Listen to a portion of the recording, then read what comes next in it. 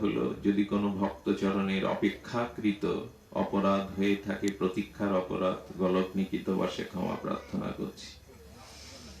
যথা তরমূলং নিষে চেননে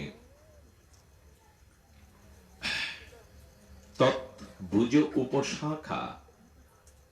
এখানে সর্ববেদান্ত সার, অমল পুরাণ, শ্রীমদ্ ভাগবতে উপাস্য তত্ত্ব নির্ণীত হয়েছে। আচ্ছা, রাম, নৃসিংহ, বামন বা ভগবান বিষ্ণু, নারায়ণ, বহুবিধ ভগবানের স্বরূপ প্রকাশ অবতারগণ আছেন। সবই তো উপাস্য তত্ত্ব, একমেব অদ্বিতীয়। ভগবান এক ছাড়া তো দুই নয়।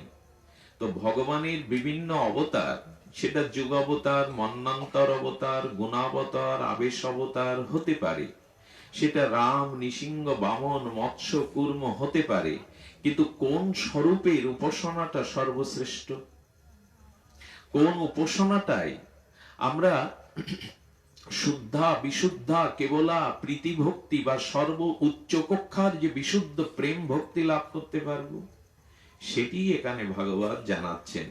বললেন যথা তরমূল নিষেচেন, বলছেন ত্রিপ্রান্তি তত ভুজ উপশাখায়া। দৃষ্টান্ত এসছে ভাগবতে, যে কোন বৃক্ষের মূলে জল সিঞ্চন করলে যেমন শাখা পোশাখা এটি আলাদা করে বা বিজাতীয় ভাবে তাকে যত্ন করার প্রয়োজন হয় না। মূলে যদি জল সিঞ্চন করা হয়, তো সেই মূলটা কি? ভগবান তো এক, একমেব অদ্বিতীয়, একই তত্ত্ব। কিন্তু এখানে বলা হয়েছে যে না, প্রাণ উপাচারস্য। এখানে আবার বলছেন যে যথা ইন্দ্রিয় না। 2-5 দিন কোন মানুষকে অন্ন জলবিহীন ক্ষুধার্ত রেখে দিলে তার দৃষ্টি শক্তি, তার চলার শক্তি, তার ইন্দ্রিয়ের শক্তিগুলো শিথিল হয়ে যায়। আচ্ছা, শিথিল হওয়া ইন্দ্রিয়গুলো, চলৎ শক্তি হারা ইন্দ্রিয়গুলোকে সামনে পানীয় জল, খাদ্য, অন্ন দিলে সে চোখে দেখতে পাচ্ছে না, পায়ে চলতে পারছে না, হাত তুলতে পারছে না বলে কি খাদ্যগুলো চোখে, হাতে, কানে দিতে হবে?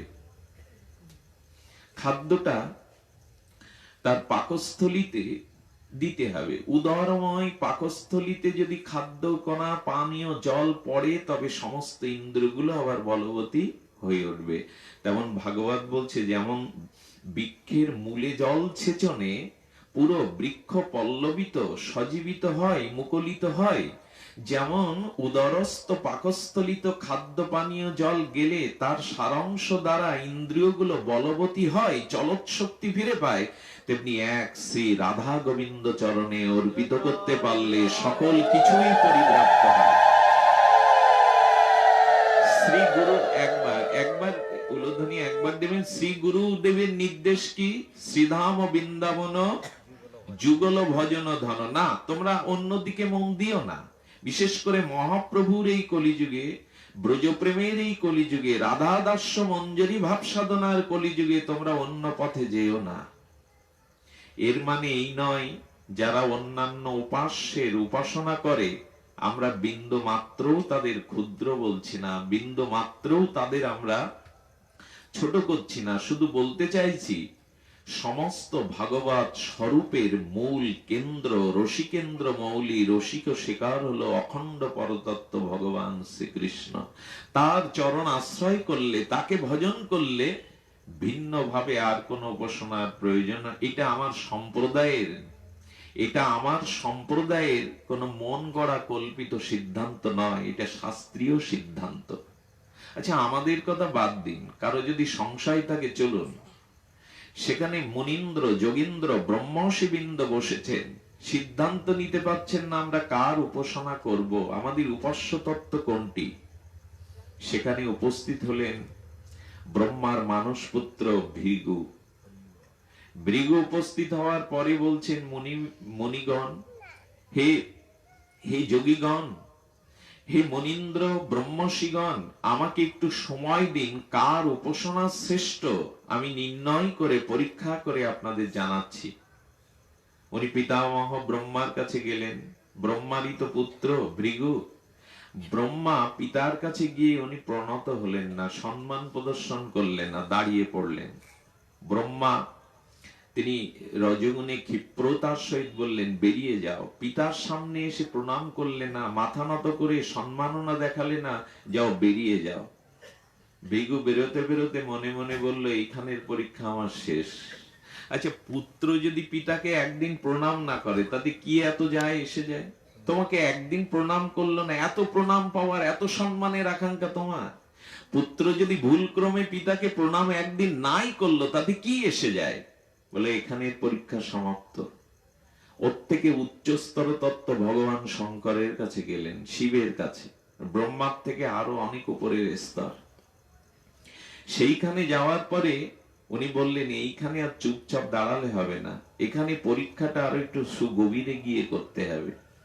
ভগবান শঙ্কর তিনি তার ভ্রাতা ভাই মনে করে এসে আলিঙ্গন দেওয়ার জন্য, প্রেমালিঙ্গনের জন্য এগিয়ে আসছেন। যখন এগিয়ে আসছে তখন বলছে, আসবে না। শিব, তোমার গলে সর্প, হাড়ের মালা, গায়ে ছাই মাখা, তুমি আমাকে ছোবে না। এই ভগবান ক্ষিপ্র হয়ে গেল। কি, আমি ছাই ভস্য মেখেছি, বাকছাল প্রহিত, হ্যাঁ, আমার গলে সর্প, হাড়ের মালা, আমাকে ছুতে নিষেধ করছো? এই যখন ত্রিশূল তুলেছে তখন বলছেন, এখানেরও পরীক্ষা শেষ। নিন্দা এবং প্রশংসা দুটোই তো সমান। তো তুমি প্রশংসা না পেয়ে নিন্দা পেয়ে তোমার রজগুণ বেড়ে গেল, ক্রোধ এসে গেল, ত্রিশূল তুললে, এখানেরও পরীক্ষা শেষ। একটি জায়গা বাকি আছে।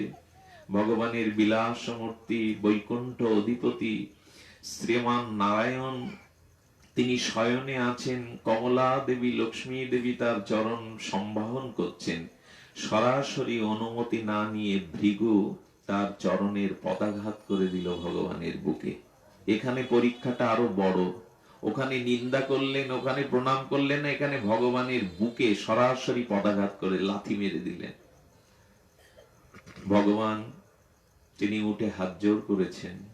ভগবানের চোখের কোণে সজল হয়ে উঠল অশ্রু। তিনি বললেন, ভৃগু, তোমার মতো ভক্তকে অভিনন্দন জানাতে পারিনি, বরণ করতে পারিনি, এটা আমার প্রথম অপরাধ। দ্বিতীয়, আমি ব্যথা পেয়েছি, আমার বক্ষটা পাষাণের থেকেও কঠিন, কিন্তু ভক্তের চরণ কুসুমের থেকেও কোমল। মনে হয় তোমার চরণে ব্যথা লেগেছে। আমি আর লক্ষ্মী দেবী তোমার চরণ সেবা করে আমার যে ত্রুটি হয়েছে, বিচ্যুতি হয়েছে, অপরাধ হয়েছে, সেটা আমি স্খলন করি। ভৃগু দাঁড়িয়ে ঝরঝর করে কাঁদছে। আগের দুজন ভগবানের কাছেও গেছি, ইনিও তো ভগবান। ভৃগু কাঁদছে দেখে বলছেন, ভৃগু, আজ তুমি আমার কল্যাণ করলে, কারণ তোমার ভক্তের পদচিহ্ন আমার কাছে এত প্রিয় যে আজ থেকে তোমার চরণ চিহ্নটা আমি চিরদিনের মতো বক্ষে অঙ্কিত করে নিলাম। এই চরণ চিহ্ন আমি মুছবো না, এটা আমার বক্ষের শোভা।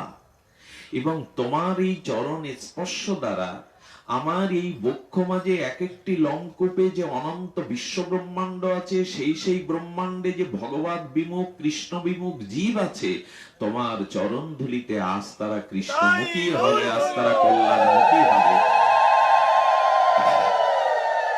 ভৃগু প্রণাম করে চলে এলেন।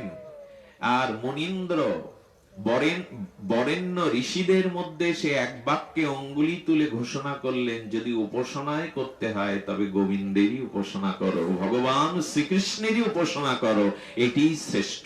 এটি আমার মন গড়া সিদ্ধান্ত নাই, ভগবান ভৃগু সিদ্ধান্ত দিলেন।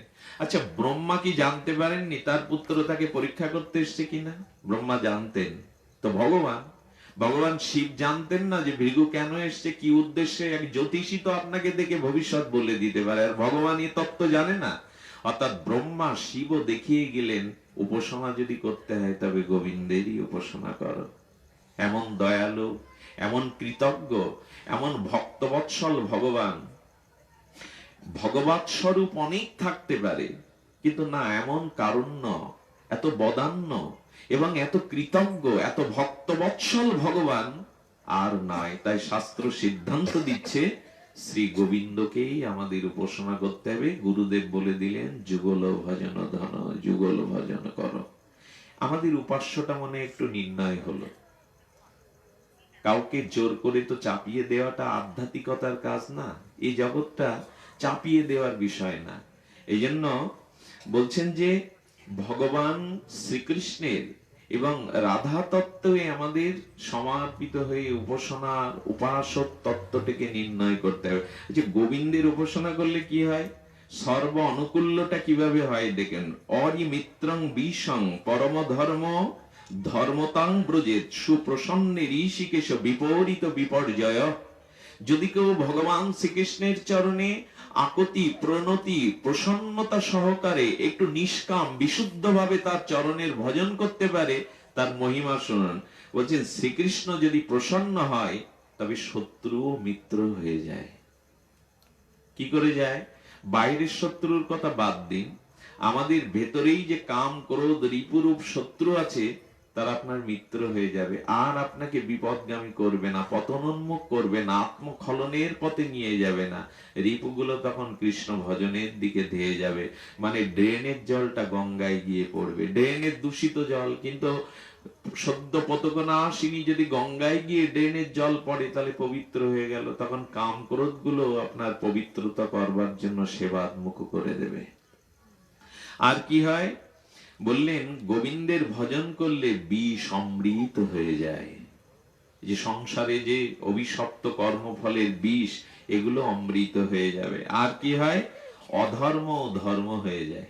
আরে বাবা, গোবিন্দের উপাসনাটা এমন যেটা অধর্ম ধর্ম হয়ে যায়। দৃষ্টান্ত কোথায়? ভক্তি সন্দর্ভে জীব গোস্বামীপাদ বলছেন, একটা কুকুর মরা পাখি পেয়েছে। এই মরা পাখিটা পেয়ে কুকুরটা করছে কি, একটু নিরাবিল জায়গায় বসে ওইটা আস্বাদন করবে, জায়গা পাচ্ছে না। সামনে এক মন্দির দেখে করেছে কি, চারিদিকে পাক দিচ্ছে, কোন জায়গাটা একটু আড়ালে গিয়ে ওইটাও ভক্ষণ করতে পারবে। 4 বার যখন পাক দেয়া হয়ে গেছে, ভগবান বিষ্ণু মন্দিরের ভেতর থেকে বললেন, তুই পশু হয়ে কুকুর হয়ে আমার মন্দিরকে প্রদক্ষিণ করলি, যা, এই জন্মের পরে আমি তোকে দিব্য জন্ম মনুষ্য জন্ম দিয়ে দিলাম।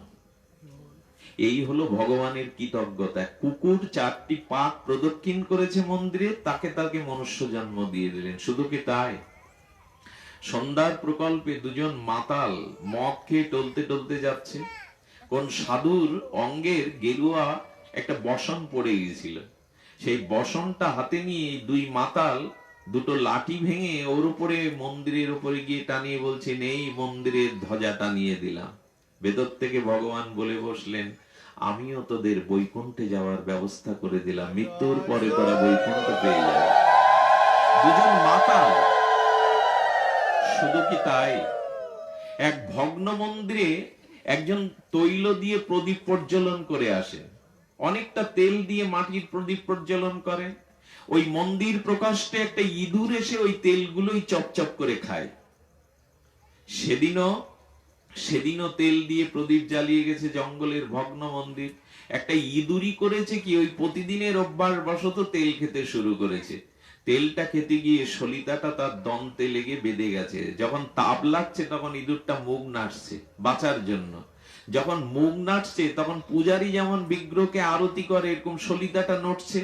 সাক্ষাৎ কৃষ্ণ প্রকট হয়ে বললেন, মানুষ এই মন্দিরে আরতি দেয় না, তুই ইঁদুর হয়ে আরতি দিলি। এই আগুনে পুড়ে মরার পরে আমি ব্রজধামে তোকে রাজকুমারী করে জন্ম দিলাম, যা আগামী জন্মেও আমার মন্দিরে প্রদীপ দিয়ে তুই কৃষ্ণ প্রেম পেয়ে যাবি। এই হলো ভক্তির মহিমা, এগুলো শ্রীকৃষ্ণের বদান্যতা, তার কৃতজ্ঞতা। এমন ভগবান ছেড়ে কার উপাসনা করবেন? এই জন্য বললেন অধর্ম ধর্ম হয়ে যায়। গোলম মা দিও না, দিও না, আমার কণ্ঠের সমস্যা তো তাই। বলছেন অধর্ম ধর্ম হয়ে যায়। আরে অধর্ম ধর্ম হয় কি করে? জীব গোস্বামী জানাচ্ছেন, এক মামা ভাগ্নে অভাবগ্রস্ত, কিন্তু গোবিন্দ মন্দির করার নেশা মাথায় পেয়ে বসেছে। জমিদারের সিন্দুক চুরি করতে গেছে। আরে সিন্দুক খোলার পরে মাথা আটকে গেছে, বড় সিন্দুক আর বেরোতে পারছে না। তখন সে ভাগ্নেকে বলছেন, এইভাবে যদি আটকে যায় তাহলে ধরা পড়বো, মন্দিরও আর এ জন্মে হবে না, স্বপ্ন স্বপ্নই থেকে যাবে। আমার মাথাটা কাট, আমি মরেও শান্তি পাবো যে এই অর্থ দিয়ে গোবিন্দের মন্দির হয়েছে। আমরা তো সারা জীবন খেটেও পারবো না। তোর মাথাটা কেটে নিয়ে ওই অর্থ নিয়ে মন্দির তৈরি হলো। যেদিন বিগ্রহ প্রতিষ্ঠা হবে, মন্দির প্রতিষ্ঠা হবে, সেদিন ভাগ্নে গোবিন্দকে বলছেন, প্রভু তার প্রাণ গেল তোমার মন্দির করার জন্য, তুমি পারো না তাকে সাথী করে ফিরিয়ে দিতে? পেছনে তাকিয়ে দেখে তার মামা জপের মালা নিয়ে দাঁড়িয়ে আছে, গোবিন্দ তাকে আবার ওখানে পুনর্জীবিত করে তার পাশে দিয়ে দিয়েছে। এগুলো কিন্তু গল্প উপন্যাস ভাববেন না, জীব গোস্বামী পাত। এই পৃথিবী ভূমণ্ডলে এত বড় দার্শনিক আচার্য আসেনি। ষড়গোস্বামীর অন্যতম জীব গোস্বামী ভক্তি বা প্রীতি সন্দর্ভে এটি উল্লেখ করেছেন। এমন ভগবানের উপাসনা, এখানে ধর্ম অধর্ম হয়ে যায়, ধর্ম অধর্ম ধর্ম হয়ে যায়, এবং আপনার জীবনে অপ্রীতিতে প্রীতি বিপর্যয় ঘটে। যদি গৌর গোবিন্দের আরাধনা করা হয়, শ্রী গোবিন্দের, তখন আপনার বিপর্যয় ঘটবে। বিপর্যয় কি ঘটবে জানেন? বিপর্যয় ঘটবে সংসারে স্ত্রী পুত্র মোহ দেহ গেহের প্রতি আসক্তির বিপর্যয় ঘটবে, আর এগুলি ভালো লাগবে না। যারা প্রভুকে ভালোবেসেছেন তাদের দেহ গেহ স্ত্রী পুত্রের প্রতি যে প্রবল আসক্তি, যে আসক্তি জন্ম মৃত্যুর বারবার কারণ, এই আসক্তির বিপর্যয় ঘটে যাবে, আর ওদিকে আসক্তিতে মন যাবে না। তে এমন উপাস্যের উপাসনা ছাড়া আমরা কার উপাসনা করব? এই জন্য বর্তমান যুগ হলো পাষণ্ডের যুগ। এই কাল কবলিত কলিযুগটা এমন, এখানে বলছেন যথার্থ উপাসনার পথ মানুষ ভুলে গিয়ে এই কাল কবলিত অন্ধকারাচ্ছন্ন সময়ে মানুষ কামনা বাসনায় তাড়িত পীড়িত হয়ে বহু উপধর্ম এবং বহুবিধ অপসিদ্ধান্তের ধর্মের দিকে চলে যাবে। এই জন্য দয়া করে কৃপা করে পথ হারাবেন না। এই শুদ্ধ ভক্তির পথে যদি আমরা না আসতে পারি, আমরা পথ হারিয়ে ফেলবো, আমাদের বিপর্যয় নেমে আসবে। এই জন্য ভগবানের শুদ্ধ ভজন ধারায় আমাদের আসতে হবে। এটি যদি না আসি, তাহলে আমরা পথ হারা হয়ে যাব। পথ হারাবার ব্যবস্থা তো চারিদিকে করাই আছে।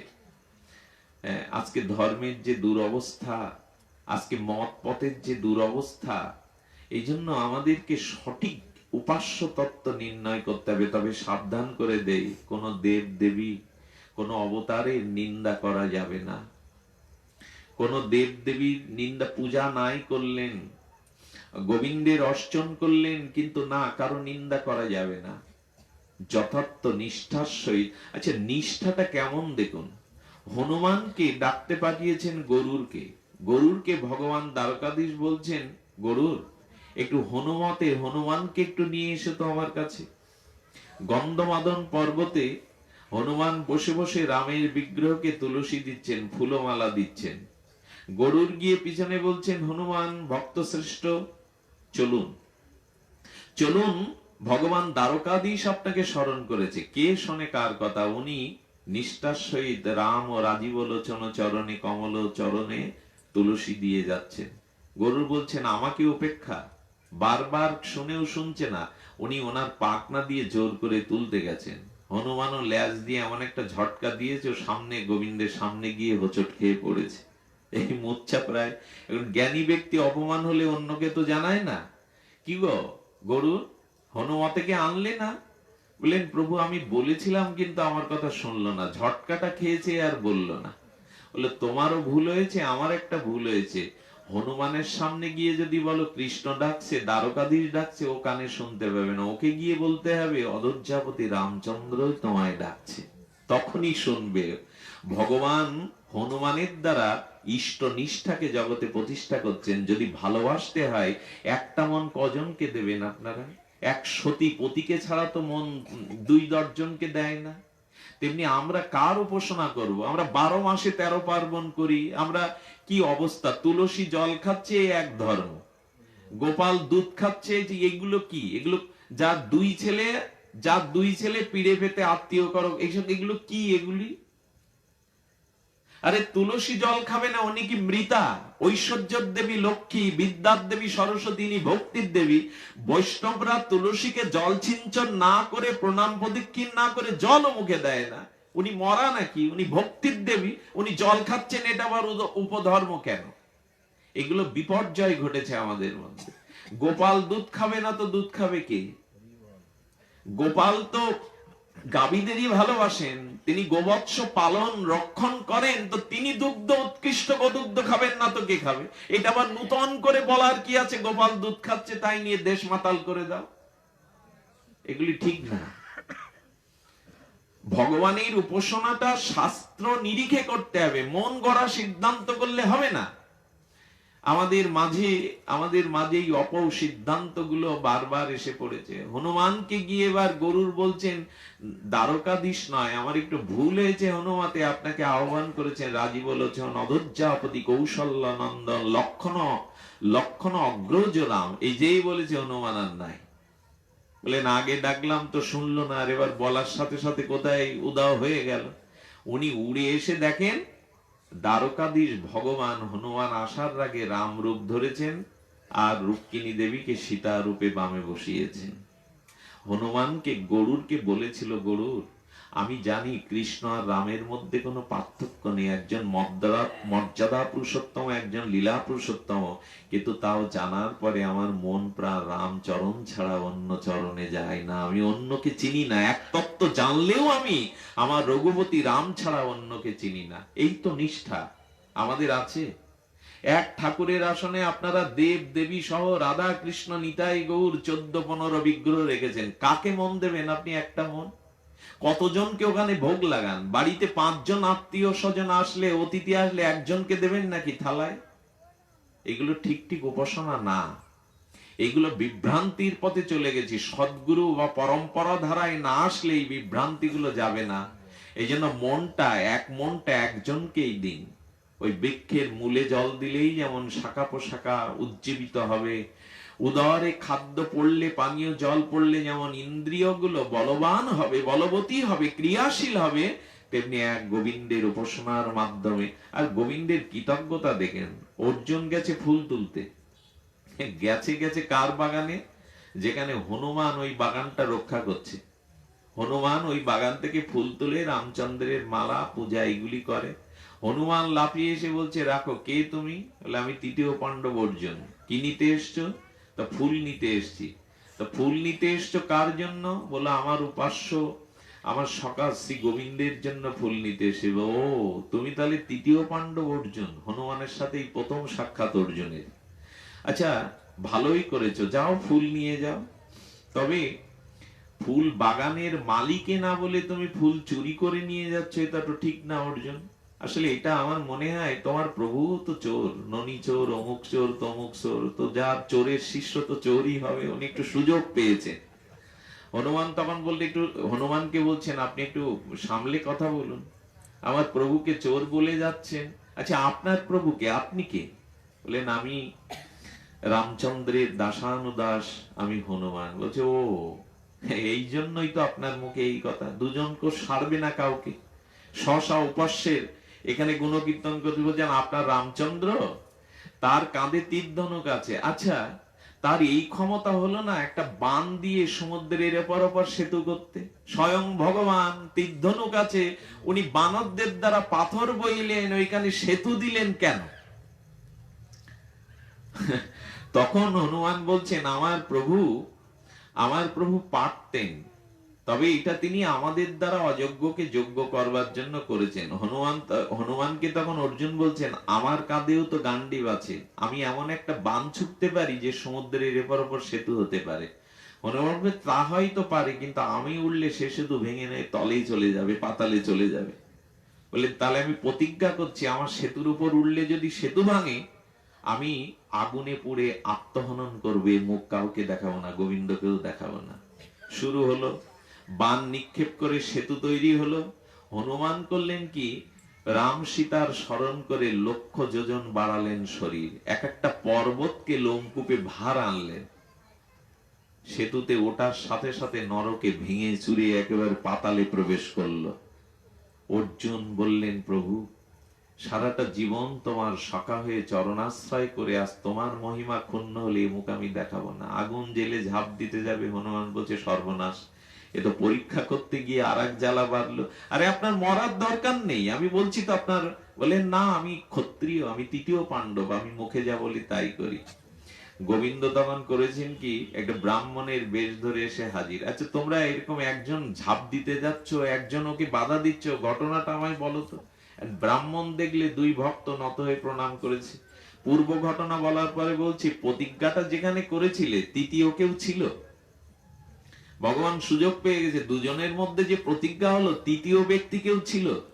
বলে না, ওই সময় কেউ ছিল না। বলে তাহলে তোমাদের এই বিচার আমি মেনে নিতে পারলাম না, কারণ বিচার করবে তো তৃতীয় ব্যক্তি। দুইজন প্রতিজ্ঞা করেছে। মা আচ্ছা আমি একটা পরামর্শ দেই, দেখো তো। বলে আমি এখন সাক্ষী হয়ে থাকছি, অর্জুন আবার বান দিয়ে সেতু করুক, আবার তুমি ওঠো, যদি ভেঙে পড়ে আমি সাক্ষী থাকছি, তখন হনুমান মরবে। বলে এই একটা পথ। হনুমান বললেন না, এটাও একটা পথ, দেখি কিছু করা যায় কিনা। বান ছুড়লেন গোবিন্দের নাম করে, কিন্তু হনুমান উঠে দেখলেন আর ভাঙে না। কেন জানেন? ব্রাহ্মণ রূপী গোবিন্দ তো উপরে দাঁড়িয়ে রয়েছেন, আর যখনই হনুমান সেতুতে উঠলেন, তখন গোবিন্দ কচ্ছপের রূপ ধরে সেতুটা পিঠের উপরে করে রেখে দিলেন, যাতে ভেঙে না পড়ে। স্বয়ং গোবিন্দ রেখে দিলেন। হনুমান দেখলেন এটা কারো পক্ষে সম্ভব নয়, আমার রামের পক্ষে ছাড়া আমার ভার সহ্য করা। উনি তো শিব অবতার। উনি দেখলেন যে ওই ব্রিজের ভেতর থেকে একটা রক্তের লাল আভা উঠছে। উনি ওখানে নিচের দিকে তাকিয়ে দেখলেন স্বয়ং ভগবান কূর্ম রূপ ধরে, কচ্ছপের রূপ ধরে পিঠে করে রেখেছে, আর ওই ভারে ওই পিঠ থেকে রক্ত স্নাত হয়ে যাচ্ছে। উনি লুটিয়ে পড়লেন চরণে, প্রভু ভক্ত রক্ষার জন্য তুমি এত দয়ালু, এত কৃপালু, কাঁধে করে তুলে নিয়েছো। এই ভগবানকে ভালোবাসবেন না তো কাকে বাসবেন? ভগবান শ্রীকৃষ্ণের এই ভক্ত বাৎসল্যতা এমনতর যে এইখানে তিনি ভক্ত রক্ষার জন্য নিজের উপরেই তুলে নিলেন সেতুর ভার, ভক্তের ভার। এই জন্য জীবনে শ্রী গোবিন্দের উপাসনায়, ভগবানের উপাসনায় আমাদের একটু পরম পরম বলা হয়েছে। এখানে কি বলছেন দেখুন, সত্যং সত্যং পূর্ণ সত্য মমিক্ষ ভুজ উচ্চতে বেদ শাস্ত্রং পরং নাস্তি ন দেব কেশবং পরা। আহা, নারদ সিংহ উপনিষদে বলছেন, উদ্ধবাহু হয়ে সত্য সত্য পুনর্বার সত্য, এই ত্রিসত্য করে এই কথা ঘোষণা করা হচ্ছে যে বেদ হতে শ্রেষ্ঠ কোন শাস্ত্র নাই, আর কৃষ্ণের থেকে কোন পরম প্রিয় দেবতা এ বিশ্ব অনন্ত ব্রহ্মাণ্ডের নাই। সত্য সত্য সত্য করেই বলা হচ্ছে, বেদের থেকে যেমন শ্রেষ্ঠ শাস্ত্র নাই, কেশব গোবিন্দের থেকে পরম কোন উপাস্য আর জগতে নাই।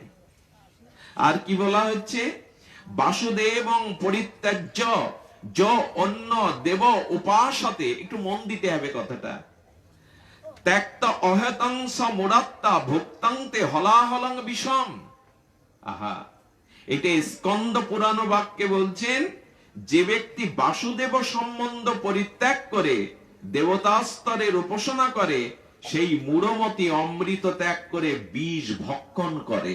যিনি গোবিন্দের উপাসনা পরিত্যাগ করে অন্য দেবদেবীর উপাসনায় রত হন, তিনি অমৃত ফেলে দিয়ে বিষ ভক্ষণ করেন। যারা খুব কৃষ্ণ ভক্ত হয় জানেন, দেবতারা তাদের সাথে শত্রুতা শুরু করে দেয়। যারা খুব গুরুগত প্রাণ, কৃষ্ণগত প্রাণ, দেবতারা তার শত্রু হয়ে যায়। শত্রু হয় কেন জানেন? কৃষ্ণ চরণে যে আশ্রিত হয়েছে, ভজন করছে, সে খুব দ্রুত আমাদের মাথার উপর দিয়ে বৈকুণ্ঠে চলে যাবে। স্বর্গ তো এই পৃথিবীর উপরে, এর অনেক স্তরের উপরে বৈকুণ্ঠ। তা ভক্ত যখন ভক্তি লাভ করে দেবতাদের স্বর্গকে অতিক্রান্ত করে বৈকুণ্ঠে যাবে, তখন কৃষ্ণ ভক্তকে সম্মানের জন্য বরণডালা সাজিয়ে রাখতে হবে দেবতাদের, ইন্দ্রদের। এটা কি কেউ চায় যে আমার মাথায় পা দিয়ে আমার বরণ নিয়ে কেউ বৈকুণ্ঠে যাক? এই জন্য দেবতারা গুরু ভক্ত পরায়ণ, কৃষ্ণ চরণাশ্রিত ভক্তকে দেবতারা শত্রুতা করে, যাতে বরণ করে তাকে অভিনন্দন জানাতে না হয়। খুব গুরু সিদ্ধান্ত কথা, আমাদের সকলের মস্তিষ্কে এসব যাবে না। একজন বলছেন আমার গ্রহদোষ যায় না, আমি নবগ্রহের পূজা করছি। ভালো কথা, নবগ্রহের পূজা করো। কথা বলো না মামা, ওই বাচ্চাকে নিয়ে কথা বলো, নবগ্রহের পূজা করো। আর এক সাধু গিয়ে বলছে নবগ্রহের উপরে আর একটা গ্রহ আবিষ্কার হয়েছে, তুমি জানো না? বলে সেই গ্রহের উপাসনা করলে নবগ্রহ আর তোমাকে ক্ষতি করবে না। বলে তাড়াতাড়ি বলুন। বলে সেই গ্রহটা হলো ভগবানের অনুগ্রহ। একটু ভগবানের কৃপা নাও, ভগবানের অনুগ্রহ হলে নবগ্রহ আর তোমার কোনো ক্ষতি করতে পারবে না। আমরা অনুগ্রহ চাই না, নবগ্রহের পূজায় ব্যস্ত। আমি আগেই বলেছি, কোন উপাস্য কোন দেবদেবী নিন্দনীয় নয়, কিন্তু ভজন করতে হবে শ্রী গোবিন্দের, এইটাই নির্দেশ হচ্ছে শাস্ত্রে। আমরা বহুবিধ কামনা বাসনায় তাড়িত পীড়িত হয়ে ঘুরে বেড়ায়। এই জন্য উচিত হবে তবে উপাসনা পদ্ধতিতে বারবার বলছেন না, অনাদৃত তুত বৃষ্ণবন্ন দেবং সমশ্রয় গঙ্গা ভস্য সতৃষ্ণাত্ম বিগতিষ্ঠাং প্রধাবতী। কি বলছেন দেখুন, যে ব্যক্তি কৃষ্ণকে অনাদর পূর্বক অন্য দেবতার শরণাগত হয়, সেই পিপাসক্ত ব্যক্তি যেমন গঙ্গার জল বঞ্জন পূর্বক মরীচিকার পেছনে মরুময়ের পিছনে জল মনে করে যেমন ধাবিত হয়, তার গতিও সেই রূপ হয়। তৃষ্ণাত্ম ব্যক্তি সুরধ্বনি গঙ্গার তীরে দাঁড়িয়ে জল না পান করে যদি কেউ ভগবানের উপাসনা বাদ দিয়ে অন্য উপাসনা করে, দেখবেন মরুভূমিতে গেলে জল মতো মনে হয়, সামনে একটা সরোবর মতো মনে হয়, জলের তরঙ্গ, ওই যে বালুগুলো তপ্ত রৌদ্রে একটু জলের তরঙ্গ মতো মনে হয়। ওই ভেবে কেউ যদি তৃষ্ণাত্ম ব্যক্তি ছুটে যায় মরুভূমিতে, জল পাবে? সে পাবে না। এই জন্য আমাদের উচিত হবে শ্রী গোবিন্দের চরণ আশ্রয় করে, শ্রী গুরু পদাত্ত কৃপা লাভ করে ভজনের, এই গৌর গোবিন্দের ভজনের পথে আসা। আর আমাদের কি সুযোগ, সেই গোবিন্দই এবার এলেন ব্রজ ছেড়ে নবদ্বীপে, অন্তকৃষ্ণ বহির গৌর হয়ে, সেই কৃপার আর্দ্র হয়ে, করুণা দাতা হয়ে, কৃপা দাতা হয়ে তিনি এলেন। তাই গৌর গোবিন্দের উপাসনা, রাধারানীর উপাসনাই হলো আমাদের উপাস্যের মধ্যে শ্রেষ্ঠতম। আর উপাসনাটা করতে হবে কি দিয়ে? আমি বেশি সময় নেওয়ার অধিকার নেই আমার। তারপরে এত মানুষ, আমার বিষ্ণুদা তিনি এত ভক্তকে আহ্বান করে এনেছেন, আর আপনারাও যে এইভাবে এসেছেন, আপনাদের বঞ্চনা করা আমার উচিত হবে না। তবে উপাস্য যখন আমরা নির্ণয় করলাম, তখন উপাসনাটা আমরা একটু তত্ত্ব জানবো। আমাদের উপাসনাটা এই কলিযুগে কোন উপাসনা? শুধু ভক্তগণ, এই উপাসনা মার্গে ছিল গুরু মহারাজ যেভাবে আস্বাদন দিয়েছেন, আমরা একটু সামান্য সেই আস্বাদনে ব্রতী হব। যে উপাস্য আমরা নির্ণয় করলাম, উপাসনা নির্ণয় করতে হবে আমাদের শ্রী নাম তত্ত্ব দিয়ে। আমরা সেখানেই পৌঁছাবো সামান্য একটু নামের মহিমায়, যে এই নাম তত্ত্বই হলো আমাদের উপাসনা পদ্ধতির মূলত। এই জন্য কলিযুগে নাম বিনা, কি বলেছেন, কলিযুগে নাম রূপে কৃষ্ণ অবতার, আর কোন ধর্ম কইলে না হইবে পার। আচ্ছা, এই লাইনটা কেটে দিন তো। আপনি পৃথিবীর অন্যতম শ্রেষ্ঠ দার্শনিক বা প্রবক্তা শাস্ত্র, এই লাইনটা কবিরাজ কৃষ্ণ গোস্বামীর কেটে দিন। কলিকালে নাম রূপে কৃষ্ণ অবতার, আর কোন ধর্ম কইলে না হইবে পার, এই লাইনটা কেটে দিন। এই লাইনটা আপনি আপনার বিবেচনা শক্তিতে এই লাইনে কলম দিন। আমি আপনার বাড়ি বাথরুম পরিষ্কার করবো এই ব্যাসাসন ছেড়ে, এই লাইনের উপরে কলম দিতে পারলে। এই বিশেষ কলিযুগে নাম ধর্ম ব্যতীত অন্য কোন ধর্মের দ্বারা পার হওয়া সম্ভবপর নয়। এটি আমাদের শাস্ত্রীয় সিদ্ধান্ত। কারণ যুগ ধর্ম একমাত্র হরি নাম, নাম ব্যতীত অন্য কোন উপাসনার মাধ্যমে আপনি পিতৃ শ্রাদ্ধ করতে বসেন, মাতৃ শ্রাদ্ধ করতে বসেন, পুরোহিতের কাছে শুনবেন প্রথম মন্ত্রটা কি ওনার, দেখবেন হাতে একটু জল দিয়ে বলে বসলো, কি বললো, ওং অপবিত্র পবিত্র বা সর্ববস্তং গত অভিবাদ যৎসারে পুণ্ডরীকাক্ষ সবাজ্যভ্যন্তর। কেন এইখানে পুণ্ডরীকাক্ষ ভগবানের নাম নিতে হবে কেন? বলে ভেতর বাহির শুদ্ধ করতে গেলে ভগবানের নাম প্রথমে নাও। তারপর কি বললো, মাধব মাধব বাচি মাধব মাধব হৃদি সরন্তি সাধব সর্বকার্যেষু মাধবা। বাবা, এইখানেও সেই মাধব ভগবানের নাম হচ্ছে কিনা? বলছেন কি, মাধব মাধব বাচি, আমার বাক্যের দ্বারা যে বাক্য প্রকাশ হবে সেটা মাধবের উদ্দেশ্য যেন হয়। মাধব মাধব হৃদি, আমার হৃদয়ে যদি কারো নাম জাগে তবে সেটা যেন মাধবের। সর্বকার্যেষু মাধব। আচ্ছা, সমর্পণ করতে হয় কি দিয়ে? এ তৎ সম্প্রদান নাই শ্রী বিষ্ণবে শ্রীকৃষ্ণায়। সম্প্রদানটাও তো ওই শুরু এবং সমর্পণ, সবকিছু সমর্পণ ভগবানের উদ্দেশ্যে। এইখানে দেখবেন পিতৃশ্রাদ্ধে মাতৃশ্রাদ্ধে ব্রাহ্মণের কাছে জিজ্ঞেস করবেন, একবার হরে কৃষ্ণ কৃষ্ণ কৃষ্ণ হরে হরে বলেছেন? যুগধর্ম বলেছেন ব্রাহ্মণ যদি বলে এই শ্রাদ্ধে আমি যুগধর্ম নাম নেইনি, তাহলে ওই শ্রাদ্ধ পণ্ডই হয়ে যাবে, কোনো কাজ হবে না। কলিতে আপনি যে কাজই করেন, যদি ওখানে যুগধর্ম হরিনাম প্রযুক্ত না হয়, সব ভস্যে ঘি ঢালার মতো বৃথা হয়ে যাবে, সবকিছু বৃথা হয়ে যাবে। আচ্ছা লক্ষ্য করুন তো, হরিদাস ঠাকুর বেদ পাঠ করেছেন কোনদিন? নামাচার্য হরিদাস ঠাকুর কোনদিন তীর্থে তীর্থে ঘুরে বেড়েছেন? কোন তীর্থে স্নান করতে গেছেন? কোথাও যাননি, কিছুই করেননি। দিন রাত গুহার মধ্যে পড়ে, বেনাপোল জঙ্গলের মধ্যে পড়ে 3 লক্ষ নাম করেছেন। এই তো হরিদাস ঠাকুর তীর্থ পর্যটনে যাননি, বেদ পাঠ কখনো করেননি। উনি কি করতেন? বসে বসে পরম পরম আবেশে হরি নাম করে চলতেন। মহাপ্রভু কি বলছেন? মহাপ্রভু বলছেন তোমায় স্পর্শী পবিত্র হইতে। হরিদাসকে আলিঙ্গন করতে যাচ্ছেন মহাপ্রভু, হরিদাস পিছিয়ে যাচ্ছে, বলছে প্রভু পামর অধম, এই পাপীর পাপময় দেহকে তুমি স্পর্শ করো না, পিছিয়ে যাচ্ছে। মহাপ্রভু কি বললেন? তোমায় স্পর্শী পবিত্র হইতে, তোমার পবিত্র ধর্ম নাহিত আমাতে। ভগবান শ্রীকৃষ্ণ চৈতন্য মহাপ্রভু বলছেন তোমার পবিত্রতা ধর্ম আমার মধ্যেও নাই, কারণ তোমার মধ্যে একাধারে দৈন্যতার নাম একসাথে আছে, ওটা আমারও নাই। তোমার মতো দৈন্য আমারও নাই হরিদাস।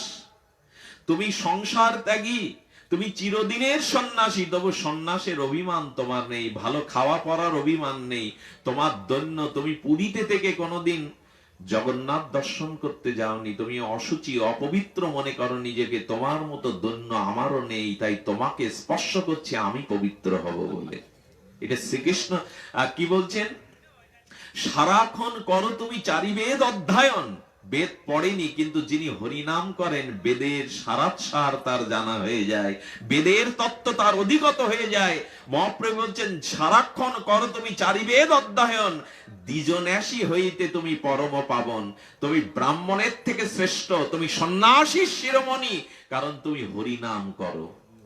দ্বিজন্যাস সারিক্ষণ করো তুমি সর্বতীর্থে স্নান, সারাক্ষণ করো তুমি সর্বতীর্থে স্নান।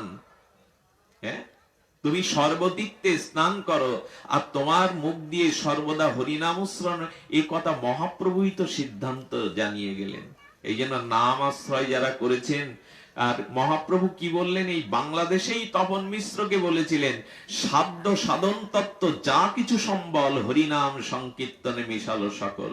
হে মিশ্র, যত কিছু সত্যের তপস্যা, ত্রেতার যজ্ঞ, দাপারে অর্চন, এই 4 যুগের যা কিছু যুগ ধর্ম আমি এই যুগে নামের মধ্যেই দিয়ে গেলাম। নাম আশ্রয় করো, অন্য পথে যেও না, অন্য উপাসনা মার্গে যেও না।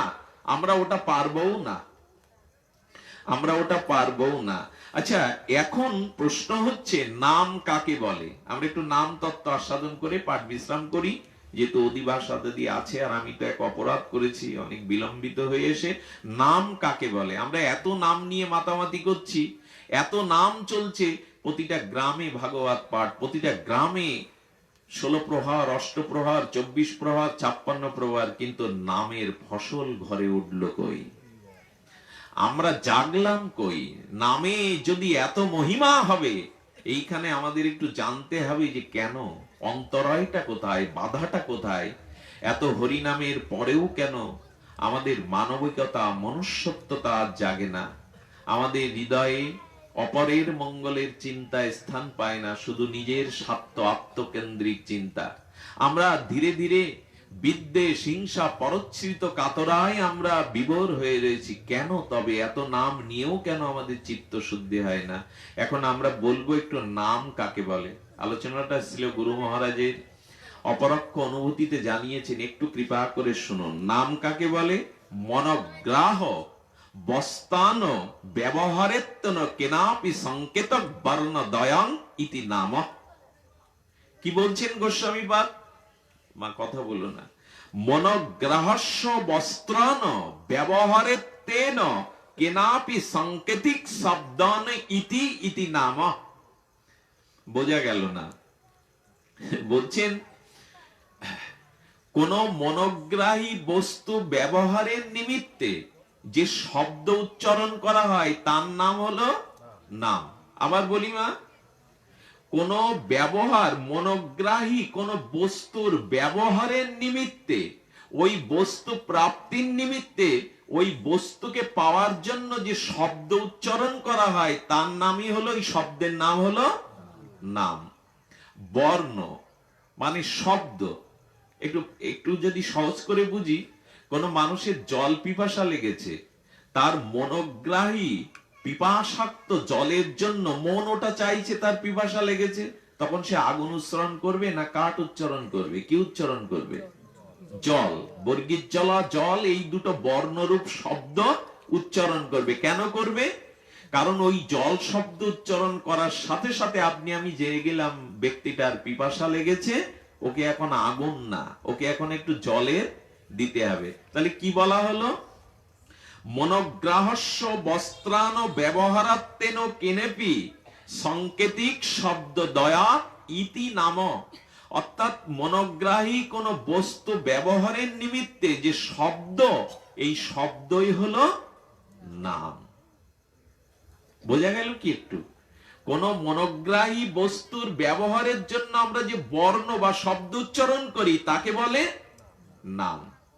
আচ্ছা, এইখানে যদি আমি বিষ্ণুদা বলে ডাকি, এইখানে আর কোন বিষ্ণু নামের কেউ না থাকলে উনিই তো ডাকে সাড়া দেবেন না অন্য কেউ দেবে? উনিই তো দেবেন। অর্থাৎ কোন বস্তু ব্যবহার করতে গেলে, মনোগ্রাহী কোন বস্তু ব্যবহারের নিমিত্ত ওই বস্তুর একটা শব্দ আছে, ওই শব্দ দিয়েই তাকে ডাকতে হবে বা চিহ্নিত করা যায়। এই তো, কোন বস্তু ব্যবহার করতে গেলে ওই বস্তুর একটা শব্দাত্মক ধ্বনি বা নাম আছে, তাকে ডাকতে হবে। ধ্বনি দুই প্রকার শব্দ, একটা ধন্যাত্মক, একটা বর্ণাত্মক। এই যে ব্যঞ্জন বর্ণ, স্বরবর্ণ, এটা বর্ণাত্মক শব্দ। আর একটা শব্দ কি বলা হয়েছে? ধনাত্মক শব্দ। ধ্বনি দিয়ে বোঝানো যায়। আচ্ছা, ধ্বনি দিয়ে বোঝানো যায় মানে শব্দ আবার ইঙ্গিতেও বোঝা যায়। আচ্ছা, যিনি বোবা তিনি সবজি বাজারে গিয়ে আলুর দর করবেন কি করে? তো সাংকেতিক ভাবে দেখাচ্ছেন, এই গোল গোল দেখাচ্ছেন আলু কত করে, দোকানদার বুঝে নিল এনার শব্দ উচ্চারণের ক্ষমতা নেই, সাংকেতিক ভাবে বোঝাচ্ছেন গোল আলু কত, উনি হাত দেখিয়ে দুইবার এরকম করে দিলেন। এতেও তো চলে, ব্যবহার এতেও তো চলে। তাহলে শব্দ দুই প্রকার, একটা হলো ধন্যাত্মক আর একটা বর্ণাত্মক। কিছু কিছু ধ্বনি দিয়ে কোন বস্তু বোঝানো। আচ্ছা, কাক ডাকলে, কোকিল ডাকলে ধ্বনিতে নির্ণয় করেন, একজন কর্ণকে বিদীর্ণ করে আর একজন কর্ণে রাগ রাগিনীর দ্বারা আনন্দ জাগায়, জাগায় কিনা? এইখানে তো শব্দের দ্বারা নির্ণয় হলো কোনটা কাক আর কোনটা কোকিল। তাহলে এই ধনাত্মক শব্দদ্বয় আবার দুই প্রকারের, একটা হলো আজানিক আর একটা হলো আধুনিক। খুব মার্মিক একটা কথা চলে এসছে এখানে, যদি আমরা ধরতে পারি নাম সম্পর্কে আমরা একটু তত্ত্ব অধিগত হতে পারবো, নামের মহিমা আমাদের হৃদয়ে একটু স্ফুরণ হবে। এখানে বলছেন আজানিক এবং আধুনিক, এই শব্দ দুই প্রকারের। সব থেকে মজার কথা কি জানেন? শব্দ বা ভাষা তৈরি হয়েছে কেন জানেন? একজনের অনুভববেদ্য মনের ভাবটাকে অন্যের মনে প্রকাশের বাহন হলো ভাষা। আমার মনের ভিতরে সংবেদ্য মনের ভাবটাকে আপনার হৃদয়ে প্রকাশ করার যে বাহন, তাকে বলে ভাষা। না থাকলে আমার মনের ভাব আপনার মাঝে আমি প্রকাশ করতে পারতাম? বাহন হয়েই আমার মনের ভাবটাকে আপনার মনে স্থাপিত করার যে বাহন, তাকে বলে ভাষা। সারা পৃথিবীতে বহু ভাষা আছে, এই ভাষার প্রয়োজন কেন? একজনের মনের সংবেদ্য ভাবকে অন্যের মাঝে প্রকাশ করার নাম হলো ভাষা। এই ভাষাবিদগণ শব্দ বীজ থেকে, ধাতু থেকে এই ভাষা তৈরি করেছেন। আধুনিক ভাষা কোনগুলো জানেন? পৃথিবীর সৃষ্টির পরে মানুষ যখন ধীরে ধীরে সভ্য হতে শুরু করলো, তখন এই এই ধনাত্মক শব্দ দ্বারা মানুষ মত বিনিময় করতে শুরু করলো। তা এই যে শব্দ পৃথিবীর ব্যবহারের নিমিত্তে, জাগতিক ব্যবহারের নিমিত্তে যে শব্দগুলো প্রতি দেশে দেশে ভিন্ন ভিন্ন ভাষা ব্যবহার হয়, এটাকে বলে আধুনিক শব্দ। এই শব্দটা এই পৃথিবীর কোন ভাষাবিদ পণ্ডিতের দ্বারা সৃষ্টি। আচ্ছা, বেদের বাণী, গীতার বাণী, হরে কৃষ্ণ মহামন্ত্র, এগুলো কি কোনো ভাষাবিদের দ্বারা তৈরি? মা, এই কথাটা একটু কষ্ট হলেও শুনতে হবে, ঘুম আসলেও একটু জেগে থেকে শুনতে হবে। এই যে হরে কৃষ্ণ নাম আমরা উচ্চারণ করছি, গোবিন্দ, কেশবাই, যাদবাই নম বলছি, এই যে ভগবান বিষ্ণু, নারায়ণ, কৃষ্ণ, গৌরাঙ্গ মহাপ্রভু, হরে কৃষ্ণ, ওঙ্কার, এই শব্দগুলো পৃথিবীর কোন ভাষাবিদের দ্বারা তৈরি না। একে বলে আজানিক শব্দ। এটা কোথায় ছিল? এটা নিত্য গোলক বৃন্দাবনে ছিল। মহাপ্রভু এই জগতের স্বয়ং ভগবান কৃপা করবার জন্য কোন ভাষাবিদের দ্বারা তৈরি না, আজানিক সেই বৈকুণ্ঠের শব্দগুলো আমাদের কল্যাণের জন্য জগতে নামিয়ে এনেছেন। কৃষ্ণ নাম কোন ভাষাবিদের দ্বারা তৈরি করা, ওঙ্কার শব্দ কোন ভাষাবিদ পণ্ডিত তৈরি করেনি। কেশব, কৃষ্ণ এই নামগুলো আজানিক শব্দ, এগুলো নিত্য গোলক বৃন্দাবনে ছিল, এগুলো নেমে এসেছে জীবের কল্যাণের কারণে। কি জানলাম তার আমরা? শব্দ কয় প্রকার? আজানিক আর আধুনিক। আধুনিক শব্দগুলো এই জগতের মানুষ ব্যবহারের নিমিত্তে ব্যবহার করে, আর গোলক বৃন্দাবনে গোবিন্দের চরণে শুদ্ধ প্রেম ভক্তি লাভ করবার জন্য যে শব্দ দরকার, সেই শব্দটা হলো আজানিক শব্দ, সেটা জগতে নেমে এসছে। তাহলে আমরা এইটুকু বুঝলাম, আজানিক শব্দ এটা কোনো মনুষ্যের দ্বারা তৈরি, কোনো ভাষাবিদের দ্বারা তৈরি না। এবার বুঝুন তাহলে হরি নামটা তাহলে বৈকুণ্ঠ বা গোলক থেকে নেমে এসেছে। এই জন্য আচ্ছা, টাকা বললে আপনি ধনী হয়ে যাবেন তো টাকা টাকা জপ করলে? আচ্ছা মা, কারো পিপাসা লাগলে পিপাসা নিবারণকারী পানীয় শীতল জল রূপ পদার্থ বা দ্রব্য পান না করে, বস্তু পান না করে কেউ যদি জল জল বলি জপ করে, তার তৃষ্ণা যাবে তো? একটু কথা বলতে হবে, যাবে? কোনদিন যাবে না। আপনাকে তৃষ্ণা নিবারণকারী বস্তুরূপ পদার্থরূপ ঠান্ডা পানীয় পান করতে হবে জল, তবে তৃষ্ণা যাবে। জল শব্দ উচ্চারণ করলে সারা দিনেও আপনার তৃষ্ণা। তাহলে এখানে কি হলো? আধুনিক যে শব্দগুলো তৈরি হয়েছে, সেই শব্দের মধ্যে ওই বস্তুগুলোর অভাব আছে, ওই বস্তুগুলো নাই। আচ্ছা, কোন বাচ্চা যদি বলে আমি এখন সন্দেশ খাবো মায়ের কাছে, আর মা যদি শিখিয়ে দেয় সন্দেশ সন্দেশ জপ কর, আচ্ছা সন্দেশ সন্দেশ রসগোল্লা এগুলো জপ করলে জিহ্বায় মিষ্টতা আসবে কোনো কালে? পদার্থরূপ ছানা চিনি মিশ্রিত পাক করা সন্দেশ জিহ্বায় না দিলে? আচ্ছা, কেউ যদি রূপ রূপ বলে জপ করে, সে রূপবান হয়ে যাবে? তার মানে কি বোঝা গেল? টাকা জপ করলে টাকা আসবে না, জল জপ করলে জল তৃষ্ণা যাবে না। পৃথিবীর ভাষাবিদগণের দ্বারা যে শব্দ তৈরি হয়েছে, সেই শব্দের মধ্যে ওই বস্তু নাই। কিন্তু স্বয়ং ভগবান কর্তৃক গোলক ধাম থেকে যে ভগবান যে শব্দগুলো নামিয়ে এনেছেন, ওই শব্দের মধ্যেই সেই শব্দাত্ম তত্ত্ব ভগবান নিহিত আছেন। আমি কথাটা আপনাদের হৃদয়ে দিতে পারলাম না, আমার তো ওই ক্ষমতা নাই। অর্থাৎ জল বা টাকা সন্দেশ জপ করলে মিষ্টতা পাবেন না, তৃষ্ণা নিবারণ হবে না। কিন্তু কৃষ্ণ বললে নামের মধ্যেই কৃষ্ণকে পাওয়া যাবে, কারণ নাম আর নামই এখানে অভিন্ন। নাম এবং নামই এখানে অভিন্ন, আলাদা নয়। কৃষ্ণেও নামের মধ্যেই পরিপূর্ণ কৃষ্ণ তত্ত্ব, কিন্তু টাকা শব্দের মধ্যেই টাকা নাই। জল শব্দের মধ্যে জল নাই, কিন্তু রাধা শব্দের মধ্যে রাধা শক্তি পূর্ণ ভাবে বিরাজিত। কারণ এই শব্দগুলো অভিন্ন। কি বলেছেন? নাম চিন্তামণি কৃষ্ণ চৈতন্য রসবিগ্রহ। কি শব্দ দিয়েছেন গো! নাম চিন্তামণি কৃষ্ণ চৈতন্য রসবিগ্রহ, পূর্ণ শুদ্ধ নিত্য মুক্ত অভিন্ন আত্মানমিনা। অর্থাৎ ভগবান আর তার নামের মধ্যে অভিন্নতা আছে, ভিন্নতা নাই। শুধু ভক্তগণ, এইখানেই আমাদের রহস্যটা হলো যে আচ্ছা, আমাদের দেহ আর আত্মা আলাদা না এক? আমাদের ভিতরে যে বিদেহী দেহ এবং দেহী আত্মা, আচ্ছা দেহের ক্ষুধা লাগে, আত্মার লাগে তো? দেহ মরে, আত্মা মরে তো? তার মানে আমাদের ভিতরে দুটো পার্ট আছে, একটা হলো আত্মা আর একটা হলো দেহ। এই জন্য মানুষের দেহ দেহী নাম নামী কৃষ্ণে নাহি ভেদ। ভগবান শ্রীকৃষ্ণের দেহ আর দেহী আমাদের মতো আলাদা নয়। উনি সচ্চিত আনন্দময় বিগ্রহ, ওনার নাম এবং ওনার মধ্যে কোনো পার্থক্য নাই। এই জন্য বলছেন, যদি নাম নেওয়া যায় তাহলে এই নামের মধ্যেই সাক্ষাৎ নামই আপনি কি পেয়ে যাবেন, কৃপা পেয়ে যাবেন। আমার তো মনে হয় কৃষ্ণকে পাওয়ার থেকে তার নাম পাওয়ার মধ্যে আরো মাধুর্য বেশি। কৃষ্ণ এই রূপে নাম নেন তো, যে কৃষ্ণকে পাওয়ার থেকে আরোতম মাধুর্যতম প্রাপ্তি হলো তার নামকে পাওয়া। তাহলে আমরা যে কৃষ্ণ নাম পাই বা মুখে উচ্চারণ করছি, এরকম ভাবিত যে সাক্ষাৎ মুরলীধারী কৃষ্ণ আমার সামনে আসলে যেরূপ শ্রদ্ধা হতো, এর থেকে বেশি শ্রদ্ধা নামের উপরে দিতে হবে। কারণ শ্রীকৃষ্ণ 125 বছর জগতে লীলা করে অপ্রকাট হয়ে গেছেন, কিন্তু নাম কি বিদায় নিয়েছে? আচ্ছা, নামের মহিমা দেখুন। হনুমানকে জিজ্ঞাসা করুন তো, রাম যেতে গিয়ে সেতু বাঁধলো, তুমি কিসের বলে গেলে? হনুমানকে জিজ্ঞাসা করছেন লক্ষণ, হনুমান তুমি ওই পারে গেলে কি করে? বলেন লক্ষণ যে আমি তো লঙ্কার ওপারে যাইনি। বলে কি সর্বনাশ, তুমি তো ওই পারে গেলে, সীতার সন্ধান দিলে, এখন বলছে তুমি যাওনি। এই দেখুন একটা মজার কথা। হনুমান বলছেন আজকাল প্রমাণ দিতে গেলে একটু ছবি তুলতে হবে। প্রমাণ দিতে গেলে তো বাল্মীকি মুনিকে ডাকুন, উনি তো রামায়ণ লিখেছেন। বাল্মীকি ডেকে গিয়ে লক্ষণ জিজ্ঞাসা করছে তুমি লিখেছো হনুমান সাগরের ওই পারে সীতার অনুসন্ধানে গেল। শুধু ভক্তগণ এদিকে লক্ষ্য করুন, থাক দাদা এদিকে লক্ষ্য করুন।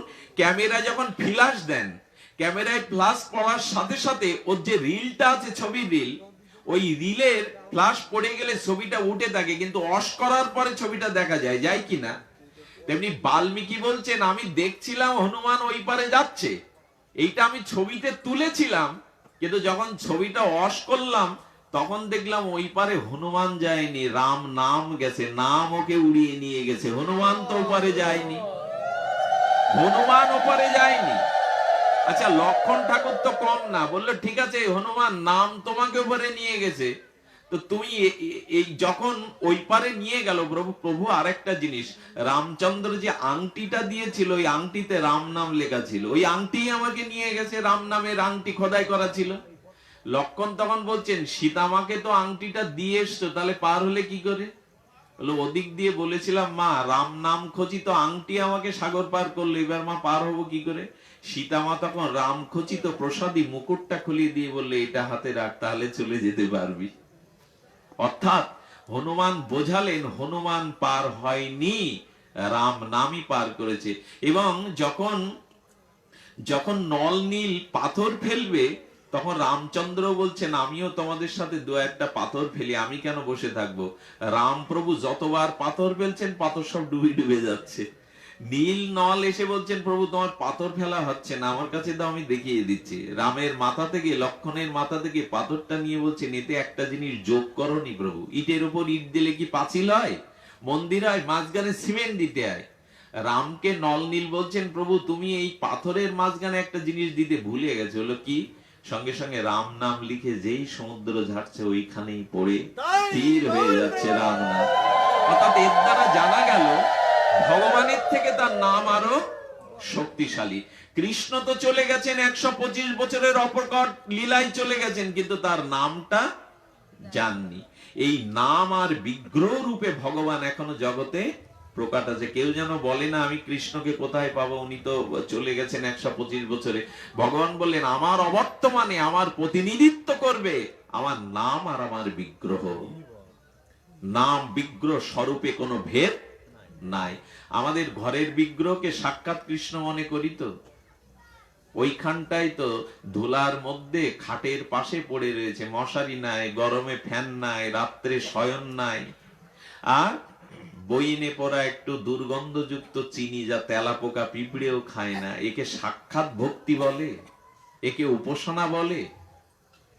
আমার শোয়ার খাটটা 30,000 টাকা, ড্রেসিং টেবিলটা 15,000 টাকার, অথচ ভগবানের জন্য একটা ভালো আসন করা নেই। এক স্বামীজি গেছেন এক বড় লোকের বাড়িতে, 2 কোটি টাকা ফ্ল্যাট তৈরি করেছে, 2 কোটি টাকা ব্যয়। এসে বলছেন স্বামীজি মহারাজ এটা হলো সিঙ্গেল রুম, এটা হলো ডবল রুম, এটা হলো কি বেডরুম, এটা হলো কি কিচেন রুম। এই দেখাতে দেখাতে বলিয়ে বসেছে প্রভু এটা হলো বাথরুম, অ্যাটাচ বাথরুম আর ডবল বাথরুম। স্বামীজি মহারাজ তখন একটু ওর দিকে হেসে বলছেন attach bathroom, double bathroom, bedroom, double room দেখালে, কিন্তু যার জন্য এত কিছু আমার সেই গোবিন্দের রুম কই? ও তখন বলছে এই যে ফাঁকা জায়গাটা দেখছেন মাঝখানে, হ্যাঁ এইখানে আমি পরিকল্পনা করে রেখেছি, এইখানেই আমি গোবিন্দের জায়গাটা করব। বেটা কি বলে দেখুন, বাড়ি করা হয়ে গেছে, বাথরুম করা হয়ে গেছে, বলছে এই জায়গাটা রেখে দিয়েছি পরে করব। এই যাদের দশা তাদের মঙ্গল কোথায়? গীতায় তো বলেছে যা কিছু করো যত করো আগে আমাকে অর্পণ করো, নাহলে ওটা অভিশাপ হয়ে আসবে। আমাকে না দিয়ে ভোগ করতে যেও না, ওটা চুরি করা পড়বে, ওটা অমঙ্গল হবে। এটা বাথরুম করে মানুষ 50,000 টাকা খরচ করে, ঠাকুরের জায়গা তৈরি করে না। এতে ভক্তি হয়? আপনি বাড়ি গিয়ে ঘুমাবেন খাটে, গোবিন্দকে জাগিয়ে রেখেছেন। আরে ভক্তি কাকে বলে? ঠাকুর রামকৃষ্ণ এই দক্ষিণেশ্বরের পাগল ঠাকুর এই অন্নের থালা নিয়ে মা ভবতারিণীকে বলছে, খা মা, খেয়ে নে মা, আমি মন্ত্র বলতে পারবো না, তবে ছেলের হাতে তুই খাবি জানি মা, খা। ও ছেলে না খেলে মার খেতে নেই, তাই তো উনি নিজের মুখে পুরে দিয়ে খাচ্ছেন, খেয়ে এটো হাতে বলছেন মা এবার খা। এই খায় ভগবান, এটাই তার প্রিয়। আনন্দময়ীকে শয়ন দিতে যাবেন, ঠাকুর রামকৃষ্ণকে বলছেন, ও মা আজ তোর কাছে থাকতে বলছিস মন্দিরে, তুই একা থাকতে পারবি না, ঠিক আছে আমি তোর পাশেই ঘুমালাম। ওই খাটেই ঠাকুর রামকৃষ্ণ ঘুমিয়ে পড়লেন। আমি আপনাদের বলি কি, ঘরের বিগ্রহগুলোকে এভাবে অভিশপ্ত জীবন করবেন না, এইভাবে অবহেলা করবেন না। তাকে একটু মঙ্গল আরতি দিন। সকালবেলা উঠে কিছু না হোক স্নান করে তাকে একটা প্রণাম, মাং নমস্কুরু তো বলেছেন না, মাং নমস্কুরু। এই প্রণামটাই 95% হিন্দুর ঘরে এখন বিগ্রহ প্রণাম, পিতামাতা গুরুবর্গের প্রণাম হয় না। আরে কিসের মঙ্গল করবেন আপনি? যাগ যজ্ঞ করে ঘরেই তো ভগবানের। আগেকার মানুষ ভোরবেলা না উঠলে বলতো, যে রাজা ব্রাহ্ম মুহূর্তে শয্যা ত্যাগ করেন ওই রাজ্যে অনাবৃষ্টি হয়, দুর্ভিক্ষ হয়। এটা আগের বেদ পুরাণে বলা আছে। প্রভাতে না উঠলে, সূর্য উদয়ের পরে ঘুম ভাঙলে প্রায়শ্চিত্ত করতে হতো। আমি আপনাদের একটা কথা বলি, ভগবানের ভক্তি লাভ করার দুটো উপায় বলে যায়, খুব বড় কিছু না বলে। যদি কাল থেকে কেউ শুরু করতে পারেন, আমি অন্তত প্রতিজ্ঞা করে এই ব্যাসাসনে বলতে পারি 1 বছরে আপনি ফল পেয়ে যাবেন। দুটো হলো, এক ভোরে উঠুন। আচ্ছা ভোরের বাতাসটা এত নির্মল হয় কেন? পাখির কলকাকলিটা অত কর্ণকে আনন্দ দেয় কেন? নদীর কুলুকুলো বয়ে যাওয়া শব্দটা এত মধুর লাগে কেন? ভোরের আবহাওয়া আর বেলা 9টার আবহাওয়া এক লাগে কি মা? আচ্ছা একই তো পৃথিবী, একই তো বায়ুমণ্ডল, এরকম লাগে কেন? বলে ব্রহ্মা নারদ ঋষিরা ওই ব্রাহ্ম মুহূর্তে আকাশে বিচারণ করে, পৃথিবীতে বিচারণ করে। এই জন্য ওই যোগী ঋষি পবিত্র আত্মাগুলোর পরশে বাতাস এত মধুর হয়, বাতাবরণ এত মধুর হয়ে যায়। এই জন্য প্রভাতে না উঠলে আধ্যাত্মিক জগতে, ভজন জগতে তার এক পাও এগিয়ে যাওয়ার অধিকারী জন্মাবে না, যদি ব্রাহ্ম মুহূর্তে না ওঠে। এক স্বামীজি রাত 11টায় কল করতে গেছে এক টেলিফোন এক্সচেঞ্জে, তখন তো মোবাইল হয়নি। উনি 1 ঘন্টা ধরে নাম্বার টাইল ঘোরাচ্ছেন, ওদিক দিয়ে বলছেন বিজি, ব্যস্ত। স্বামীজির এই দুর্দশা দেখে ওই এজেন্সির যিনি মালিক তিনি বলছেন, স্বামীজি যদি খুব দরকার হয় তবে 3:30 4টের সময় আসুন, এখন লাইন ক্লিয়ার পাওয়া, এমনি তো রাত 11টা 12টা বাজলে দেখবেন নেট কাজ করে কম, সবাই ওর ভিতরে ঢুকে যায়। তো স্বামীজি ভোর 4টের সময় গিয়ে যেই ডায়াল করলেন, ওপাশ থেকে হ্যালো করে ধরলো। স্বামীজি এক প্রবচনে বলেছিলেন, যদি ভগবানের সাথেও লাইন যোগ করতে চাও তবে ভোরবেলা ডায়াল করো, হরি নাম দিয়ে ভোরবেলা ডায়াল করো, ওই সময় লাইন ক্লিয়ার, ওই সময়টা তাকে পাবে। ভোরে উঠে ভগবানকে একটু ডেকে দেখুন। আচ্ছা আগের মানুষরা ভোরে না উঠলেই বরঞ্চ লোক তাকে ধিক্কার দিত, আর এখন কেউ যদি রাত 4:30টায় ওঠে, এখন মানুষ বড় বড় চোখ করে বলে, কি হয়েছে এখন উঠেছো কেন? যুগ কোথায় চলে গেছে? এখন উঠলে কেন, কি কোনো সমস্যা হয়েছে? সমাজ এখন কোথায় চলে গেছে, আমাদের দুরবস্থা।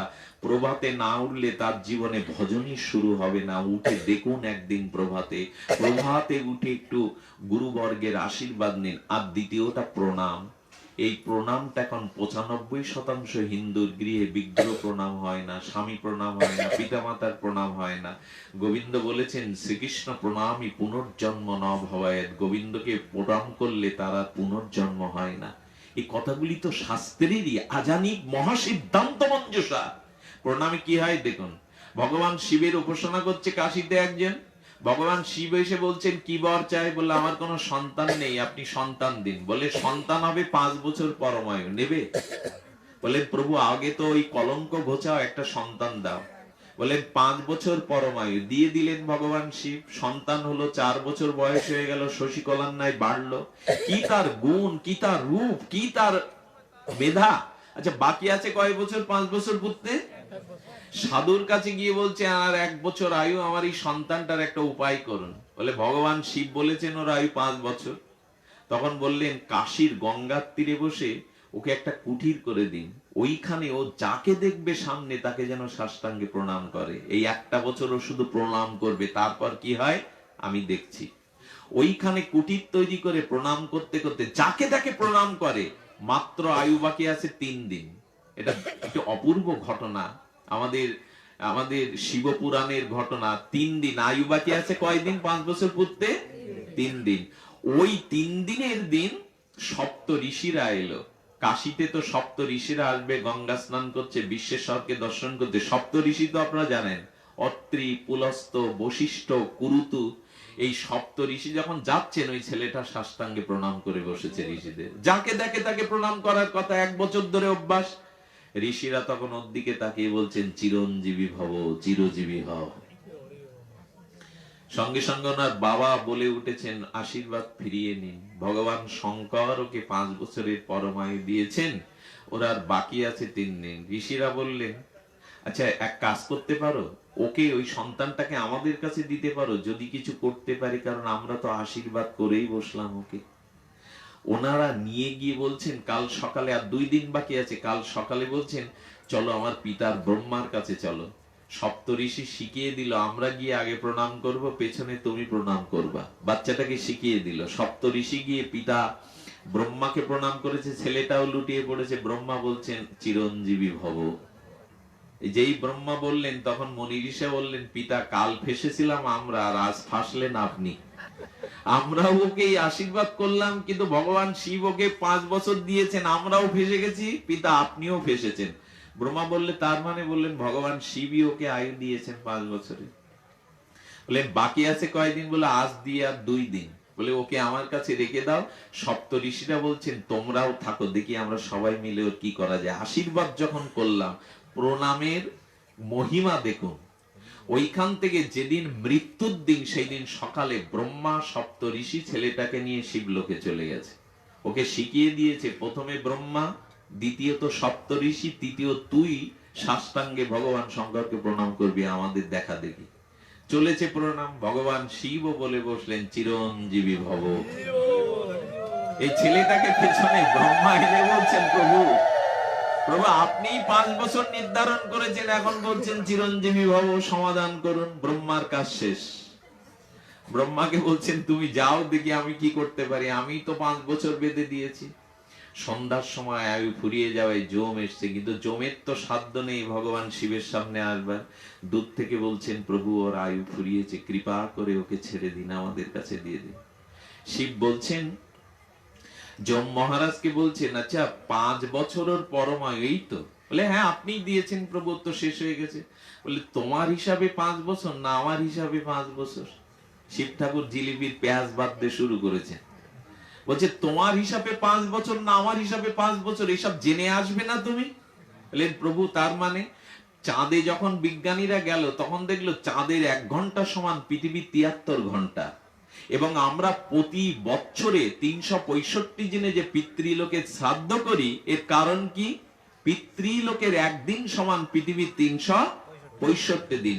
ভগবান শিব বলছেন আমার হিসাবে 5 বছর তোমার জানা নেই যমরাজ, এখান থেকে জেনে যাও, তারপরে ওকে নাও। বলছেন প্রভু বলুন, হিসাবটা তো আমার জানা নেই। একটা আশ্চর্য, আমি যেদিন শুনেছিলাম না আমার মাথা ঘুরতে শুরু করেছিল। শিব ঠাকুর বলছেন তার 5 বছর কতটা শুনুন। সত্য, ত্রেতা, দ্বাপর, কলি, এই 4টে যুগ, এই 4টে যুগ মিলে হয় এক দিব্য যুগ। এরকম 71 দিব্য যুগে হয় এক মন্বন্তর, আর এরকম 14 মন্বন্তরে হয় এক কল্প, আর 14 মন্বন্তরে এক কল্পে ব্রহ্মার 1 দিন। এই পরমায়ুতে ব্রহ্মা 10 বার মরবে, 10 বার জন্মাবে, ভগবান শিবের তাতে হবে 1 দিন। এই হিসাবে ওর পরমায়ু 5 বছর।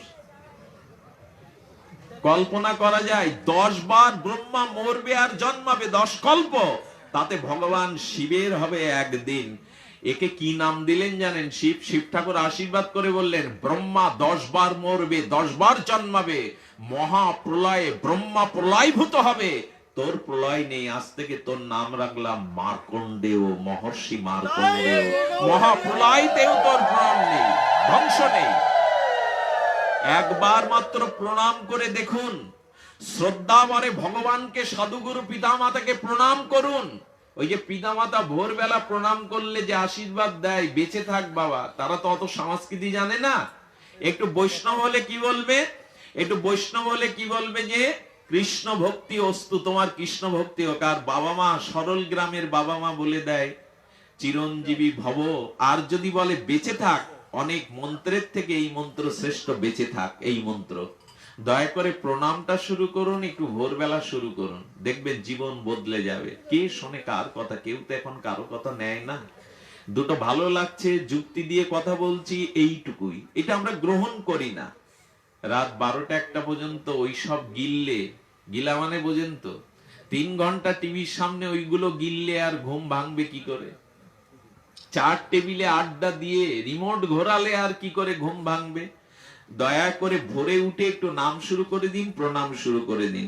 আর নয়, ভগবান এখানে বলেছেন যার নাম ধেয়ং ম্রিয়ামান আতুর, নামের মহিমা একটু এসে পতন স্খলন বা বিবাস গৃহ্ণান প্রণাম বিমুক্ত কর্মাঙ্গল উত্তম গতিং প্রাপনতি যক্ষান্তি নতৎ কলৌ জনা। এসেছে এই কথা, আসন্ন মরণ, আতুর, পতিত, স্খলিত ব্যক্তিও যদি বিষদ দশায় যার নাম উচ্চারণ করে, তিনি কর্মময় বন্ধন থেকে মুক্ত হয়ে পরমাগতি বৈকুণ্ঠ গতি লাভ করেন। যিনি আতুর, যিনি স্খলিত, যিনি পতিত, পাষণ্ড, তিনিও যদি ভগবানের নাম নিয়ে মারা যান, তবে তার গতি হবে বৈকুণ্ঠ গতি। অজামিলের উপাখ্যান তো আমাদের জানা, অজানিলের উপাখ্যান আমাদের জানা। এই জন্য দয়া করে নিবেদন করব যে একটু নাম নিন। তবে একটা জিনিস এখানে আমাদের বারবার চলে এসছে, যদি নাম নেন তবে একটু অপরাধগুলো বর্জন করে নাম নিয়েন। যদি অপরাধের মধ্যে একটা অপরাধ আমি একটু স্পর্শ করেই যাই, সেটা হলো নাম বলে পাপে প্রবৃত্তি। আমি আপনাদের সব বৈষ্ণব মন্ডলী, আপনারা যারা সদ্গুরুর চরণ পেয়েছেন, গলায় কণ্ঠি রেখেছেন, তিলক নেন, মালা জপ করেন, সাধনার শুরুর দিকে কিন্তু আপনাদের বাধা দেওয়ার অনেক কিছু আছে। এইখানে আসতে গিয়ে এক ট্রেন পার হতে হবে, ট্রেন লাইন, এক নদী পার হতে হবে, নৌকা লাগবে। এইখানে একটা ব্যক্তির ভূমিতে আসতে গেলে যদি এত বাধা, গোবিন্দের চরণে যেতে গেলে কিন্তু অনেকগুলো বাধা।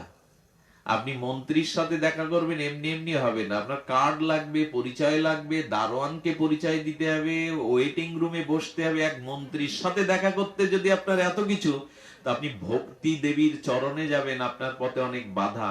সেই বাধাটা কি জানেন? এই পথে আসার সাথে সাথে টাকা এসে ঝরঝর করে পড়ে। এই আমি উঠে যখন চলে যাব, টাকাগুলো আমার পিছনে ঝরঝর করে ছড়বে। প্রণামী দেওয়ার জন্য টাকা আসলো, সম্মান আসলো, ভালো খাওয়া পড়া আসলো, দান আসলো, গীতা দেবে, ধুতি দেবে, টাকা দেবে। দুটো টাকার জন্য মাতার কিন্তু এইখানে একটা সুবিধা আছে, ভক্ত হলেই, বক্তা হলেই, নামী হলেই পেছনে মান, সম্মান, অর্থ এগুলো ছুটবে। ভগবান বললেন এগুলো সব পরীক্ষার জন্য পাঠায় আমি। ওর পথ হারাবার, ও পথ হারাই কিনা, এই পরীক্ষাতেই আমরা সব ফেল।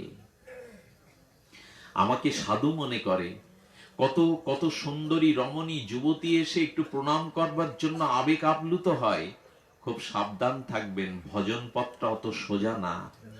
আজকের যুগে হরি নামে কেন ক্রিয়া করছে না, এর মূল কারণ হলো নামের চরণে আমাদের অপরাধ হয়ে যাচ্ছে। অপরাধ তো হয়েই গেছে, অপরাধ যা হওয়ার হয়েছে। আরেকটা জিনিস বলি, যজ্ঞ এখন আমি একটু ফরিদপুরের দিকে যাই, দেখি যজ্ঞ আর যজ্ঞ 56 প্রবার। হ্যাঁ, কলিতে নাম যজ্ঞই সার। তবে মহাপ্রভু যে নাম করতে বলেছেন, অনেকটা আমরা পথ হারিয়ে বসেছি আজ। মহাপ্রভু বলেছিলেন অতএব গৃহে তুমি কৃষ্ণ ভজ গিয়া। নাম করতে কোথায় বলেছেন মহাপ্রভু? কোথায় বলেছেন? একটু শব্দ বলতে হবে। এই সিদ্ধান্তগুলো বলবার সময় এসছে এখন। মহাপ্রভু বলছেন ঘরে গিয়ে 5-7 মিলে হাতে তালি দিয়ে খোলকত্তাল সঙ্গে, আমরা এখন নাম করছি আসরে। বাড়িতে এখন নাম হয় না, নাম হয় আসরে। এইখানে 3 দিন খুব আনন্দ হলো, মিলন মেলা হলো, তারপর আর সারা বছরে নামের খোঁজ নেই। মহাপ্রভু বলছেন এতএব গৃহে তুমি কৃষ্ণ ভজ গিয়ে আমরা ভুজছি আসরে। আসরে আমার আপত্তি নেই, এর বিরোধী নই, কিন্তু ঘরে কৃষ্ণ ভজন না করলে, ঘর পুড়লে আপনি এখানে এসে কি শান্তি পাবেন? আপনার ঘরই যদি ভক্তিতে না ভরে যায়, পড়ে যায়, এখানে আপনি কি শান্তি পাবেন 3 দিনে? আচ্ছা, নিত্যানন্দ হরিদাসকে মহাপ্রভু কোথায় নাম করতে বললেন? স্টেজে গিয়ে? আমার দিকে লক্ষ্য করুন, মহাপ্রভু নিত্যানন্দ প্রভুকে ঠাকুর হরিদাসকে বললেন জীবের দ্বারে দ্বারে গিয়া করো এই ভিক্ষা। কোথায় দেখাচ্ছেন মহাপ্রভু? জীবের দ্বারে দ্বারে গিয়া করো এই ভিক্ষা। উনি কি বললেন স্টেজে ভিক্ষা করো? মহাপ্রভু নাম শুরু করেছিলেন কোথায়? শিবাসের অঙ্গনে। আজ বাড়িতেই নাম হয় না, আসরে নাম হয়। আর কিছু মনে করবেন না, আমাদের সেদিন আমাদের প্রেমানন্দ দেখাচ্ছিল নেটে, কিছু মহিলা দল কীর্তন করতে উঠেছে, নামের দল উঠে ওই যাত্রায় দেশত্ববোধক গানে যেমন 2 লাইন দিয়ে দাঁড়িয়ে এদিক ওদিক ফেরে, ওইভাবে, এবং তাদের নাচগুলো দেখে মনে হয় বোম্বের নকল করা, হিন্দি গানের নকল করা। এগুলি কি হরি নামের আসর? যুবতীরা উঠে যদি ওই হিন্দি গানের সুরে ওইভাবে মাজা বেঁকিয়ে নৃত্য করে, এটা মহাপ্রভুর নির্দেশনা কোথায়? মহাপ্রভু বলছেন কাঠের নারী মূর্তিও যদি কোনো মুনি ঋষি দেখে তাদের চিত্ত বিভ্রান্ত হতে পারে, আর এখানে উঠে যদি ওই জাতীয় অশ্লীল গানের সুরে, চটুল গানের সুরে নৃত্য করে, সে যে দায়ভার কে নেবে? নামের দ্বারা আজকে যেটা শুরু হয়েছে, মহাপ্রভুর অনুমোদন এতে নাই। মহাপ্রভু বলেছিল যদি হরিনাম করতে হয় সাধু সঙ্গ করো, এ স্পষ্ট অক্ষর। হরিনাম যদি করবে তবে সাধু সঙ্গে করো, অসাধু সঙ্গেতে ভাই কৃষ্ণ নাম নাহি হয়, নামাক্ষর বাহির হয় বটে। যারা নিজে আচরণ করে না তাদের নাম উপদেশ করবার কোনো অধিকার নাই। যিনি একাদশী করেন না, যার দাদা সঙ্গে তিলক নাই, যিনি পরম্পরা সদ্গুরুর আশ্রয় নেন না, যার এখন আহার শুদ্ধ হয়নি, ইনি যদি লোককে ইনি নাম করতে পারেন নিজে নিজে, কিন্তু অন্যকে যখন নাম প্রচার করতে যাবে, মহাপ্রভু হুঁশিয়ার করে দিয়েছেন আপনি আচারী ধর্ম জীবের শেখাও, নালে কোনো কাজে আসবে না। আচ্ছা, একটা রিভলভারের গুড়ি, একটা রিভলভার আপনার কাছে আছে, আর তাতে একটা বুলেট আছে, তো সেই রিভলভার আর বুলেটটা আপনি হাত দিয়ে ছুঁড়ে মারেন যদি কারো গায়ে, দাদার গায়ে ছুঁড়ে মারুন, ডাক্তারবাবুর গায়ে ছুঁড়ে মারুন, বুলেটটা ভেদ হবে? আচ্ছা, ওই বুলেট রিভলভারে পুরে শুট করলে ওর বুক ভেদ হবে কেন?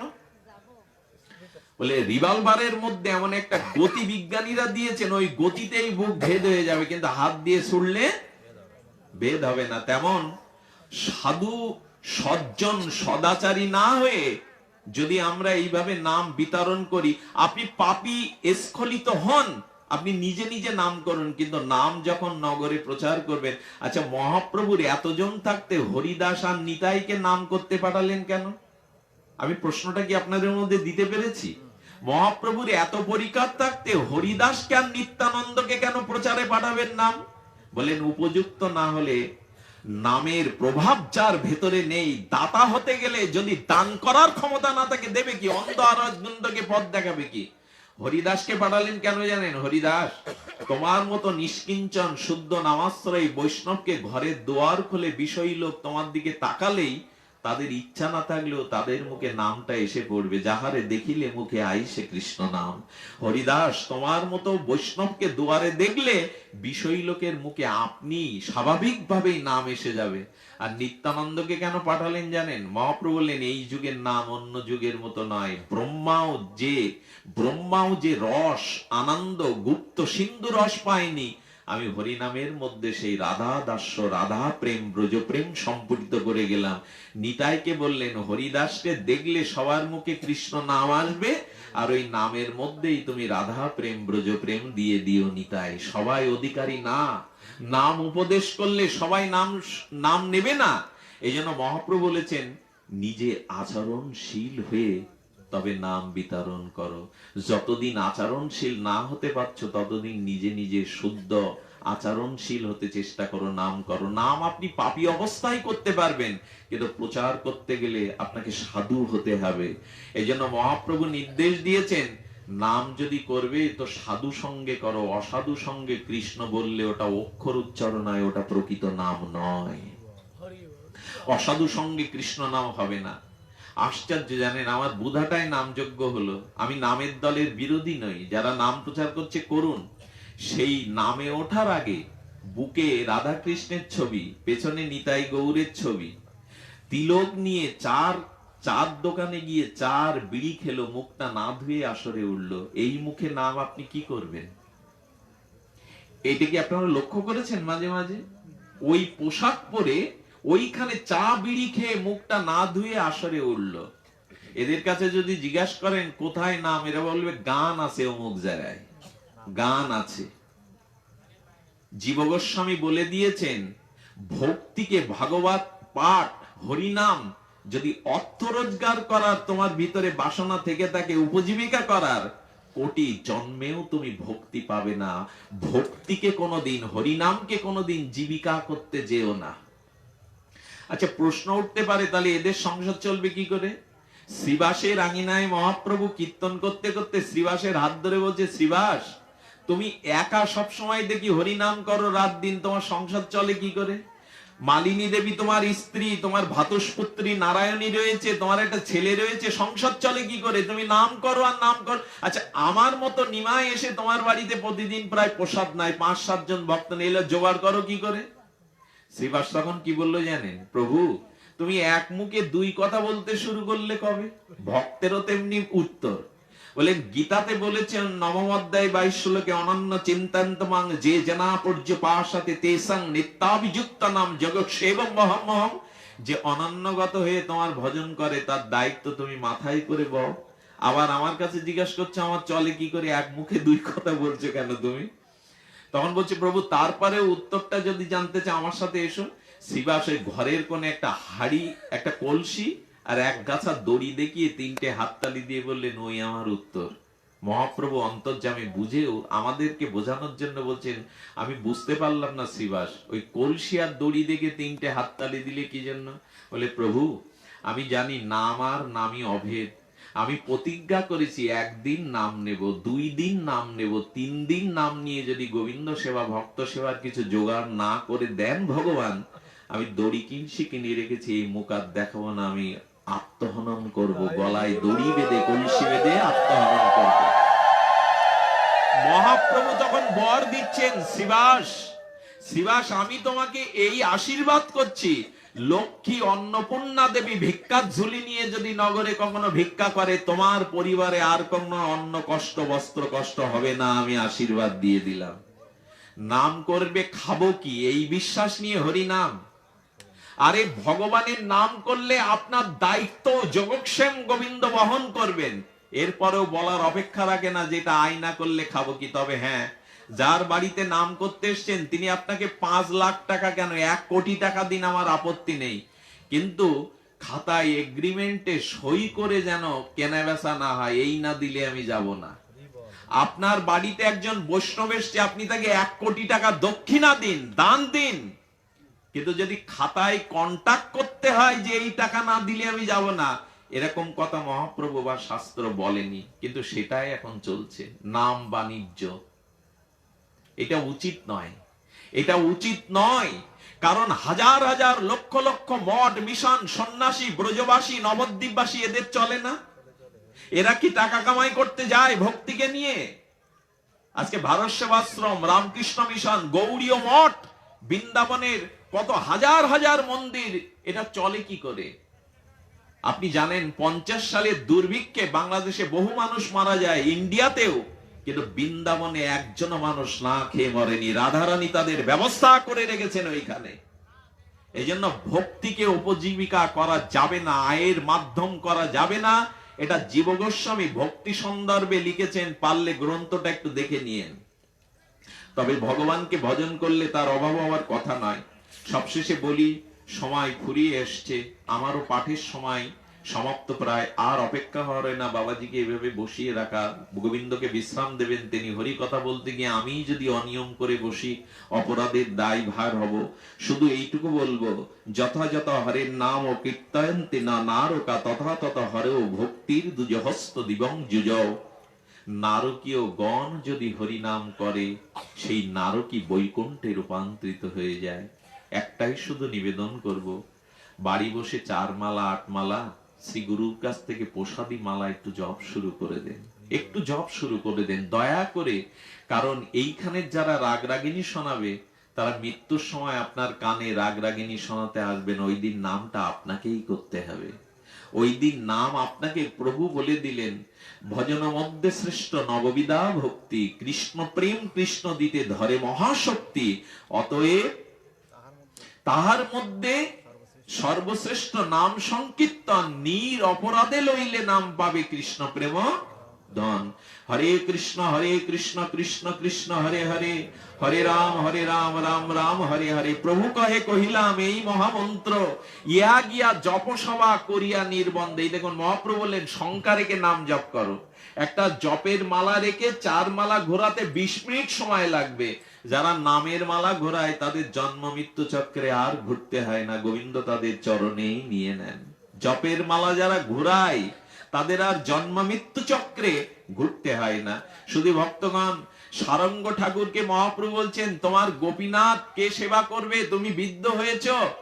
বললেন আমি শিষ্য করব না নিমায় কাউকে, আমি নাম নিয়েই মরতে চাই, কাউকে শিষ্য করব না। বললেন না, শিষ্য করলে তোমার গোপীনাথ দেখবে কে, তুমি পড়িতে হলে দেখবে কে। বারবার বিরক্তি করায় সারঙ্গ ঠাকুর বলে দিয়েছেন কাল সকালে যার মুখ দেখবো তাকে শিষ্য করব হরিনাম দিয়ে। যাও নিমাই যাও, যাও, আমাকে আর জ্বালাতন করো না। 3:30 সুরধনী গঙ্গায় স্নান করে উঠতে গিয়ে দেখে পায়ে বেঁধে গেল একটা ভেলা।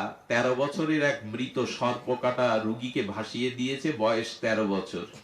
বলে নিমাইকে কথা দিলাম কাল সকালে যার মুখ দেখবো তাকে হরিনাম দিয়ে শিষ্য করবো। এই তো মরা, এই তো মৃত। বললো হোক মৃত, কিন্তু নামেরও তো একটা মহিমা আছে। নাম হলো মৃত সঞ্জীবনী সুধা।